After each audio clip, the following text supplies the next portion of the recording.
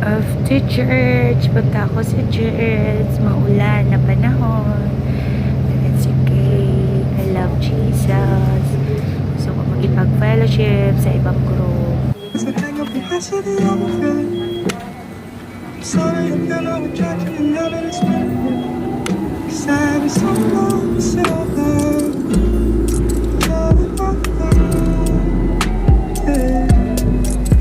Sad is so long, so hard.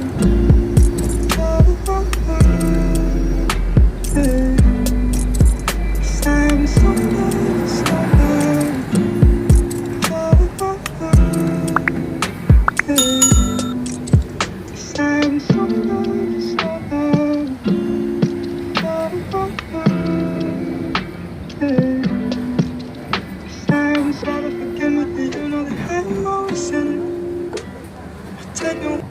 Ang mapanlinlang na espiritu at pagtuturo ng demonyo. Somebody say, praise God. Sinabi na ito ng Bible. Ito'y mangyayari at minsan dadalaw ang kakatok sa pintuan ng buhay mo. We need to be careful on this. Dahil sinabi yan ng Bible. Darating at darating yan. Hallelujah. Ang espiritu, mga kapatid, ng lawlessness or anarchy, meaning to say, meron pong darating sa ulit panahon na chaos, may mga riot, may mga revolution, may mga mutiny, may mga disorder, ang sabi ng Bible in 2 Thessalonians chapter 2 verse 1 to 7. Mababasa po natin yan. Meron pong espiritu ng rebellion at ito'y magiging rampant sa ating panahon.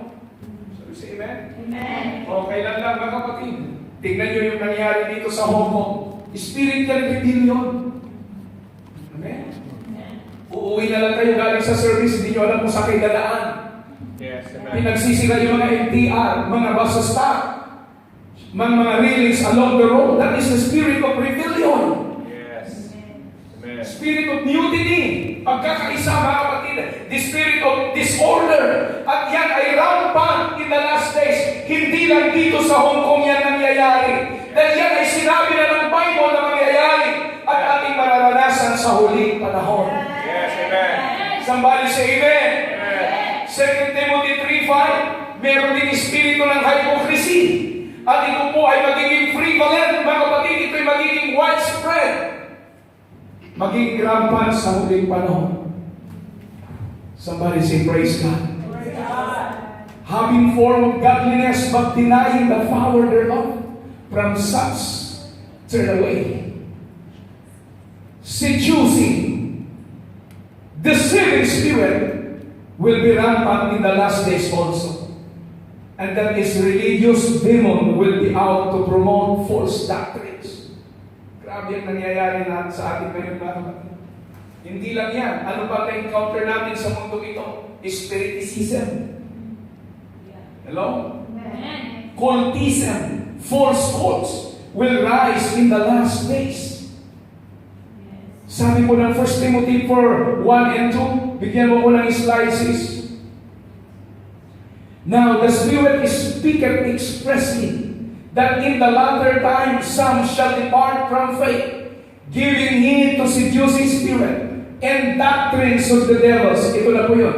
Speaking lies in hypocrisy. Hypocrisy. Having their conscience seared with a hot iron. So along with New Age, sa ating kapanahunan, ang millennial age na ating ginagalawan, ang espiritu po ng satanism ay kumikilos na. I'm not here. It's been way too long.